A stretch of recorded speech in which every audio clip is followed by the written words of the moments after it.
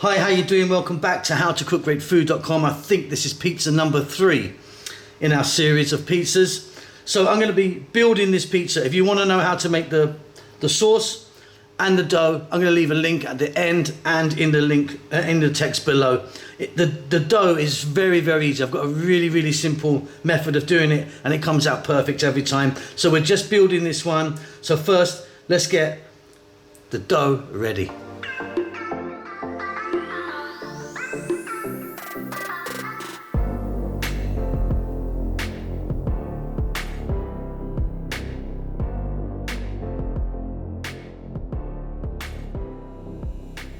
Okay, so we've got our pizza together. This is a 12-inch pizza, and we're going to get our sauce on. 3 tablespoons I find to be enough. Now, just like the pizza dough, this sauce recipe, which is super easy, it's a no-cook, super easy sauce. The video is going to be popping up at the end with the dough recipe, and the link is in the text below. So yeah, I don't like too much sauce. That looks beautiful. So today I'm going to be using some grated mozzarella. You can use the block one if you want and slice it.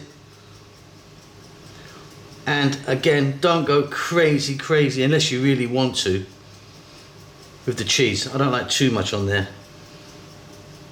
That looks perfect to me. I'm going to add a little bit of parmesan, finely grated parmesan on there. I like that. And of course you can play around with this pizza as much as you want. It's all about sort of having fun, really, isn't it? And then our mushrooms. I've got some fresh mushrooms and I've cut them really nice and thin. And over they go, randomly. I'm going to be quite heavy on these actually. If you wanted, you could add some olives to this. I'm going to be adding some onion, red onion, again thinly sliced.